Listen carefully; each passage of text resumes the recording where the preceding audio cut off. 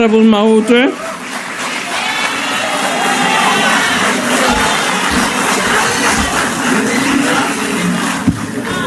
Greetings to the Commander-in-Chief and President of the EFF, Commissars and Fighters. The EFF rejects the 2025 fiscal framework and revenue proposals as tabled by the Minister of Finance and supported by the Standing Committee on Finance, where members of the former liberation movement were led and supervised by the Racist Democratic Alliance.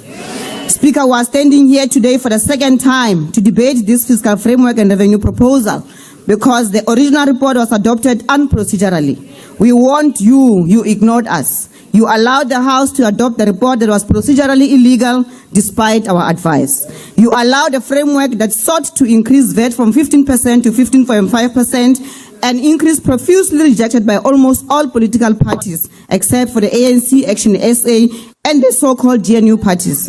You allowed a report that places more tax burden on the working class by failing to adjust personal income tax brackets in line with inflation, effectively pushing middle-income earners into higher tax brackets without them anymore in real terms. You, Madam Speaker, presided over a House that adopted the fiscal framework report without any clear statement on whether we accepted or amended the fiscal framework and revenue proposals in violation of Section 6 of the Money Bills Amendment Procedure and Related Matters Act, Act 9 of 2009.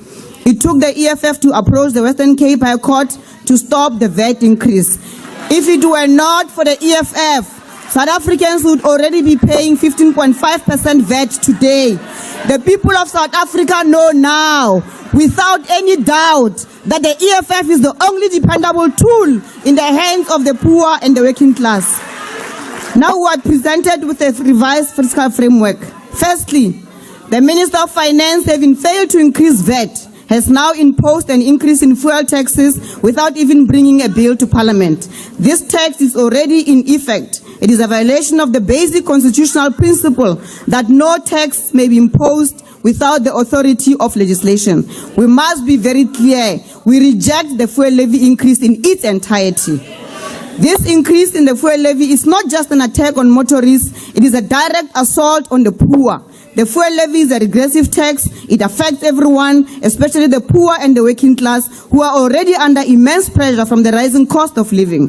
When fuel prices go up, transport costs increase, food prices rise, and basic goods become more expensive.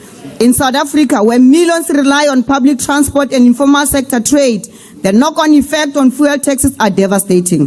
This happens at a time when 18.2 million people depend on government for grants. The decision will plunge more households into poverty, it will increase hunger, it will erode what little purchasing power remains for low-income families. And it was done without parliamentary approval. We will not accept taxation without representation. We will continue to fight this abuse of executive power, including through the courts. The Minister of Finance does not have the authority to impose taxes without legislative approval. This is an overreach.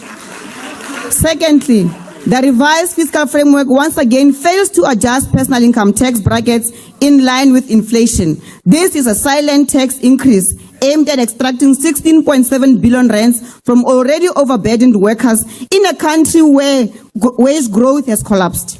Thirdly, this framework says nothing about the crisis of municipalities. Majority of them are collapsing under financial distress. Service delivery to our people has come to a standstill. This budget proposes no bailout, no solution, no response, just silence. Lastly and most dangerously, this budget is tabled in the middle of a prolonged economic crisis, yet it offers no plan to address the crisis. There is no stimulus package, no bold intervention, no new direction.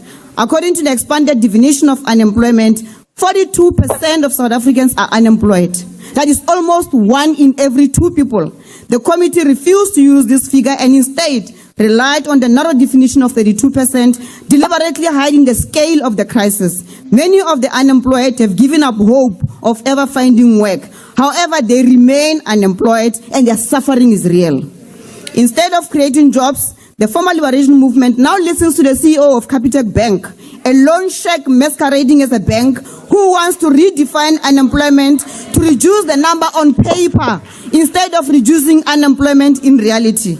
Just last week, Stats SA reported that the economy grew by only 0.1% in the first quarter of 2025. That is not growth, that is stagnation. It is proof that the National Treasury and the GNU have neither the capacity nor the political will to fix the economy.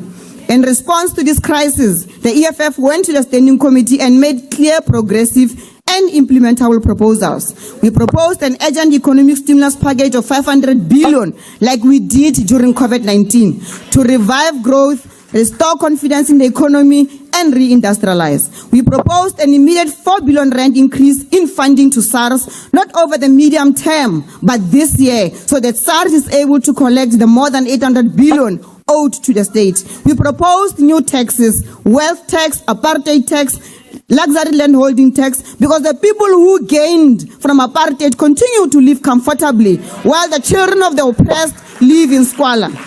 We showed that the fuel levy is regressive, more so than VAT. One study from Kenya demonstrated that 1% in fuel tax led to a 7% increase in food prices. That is cruelty this government is now defending.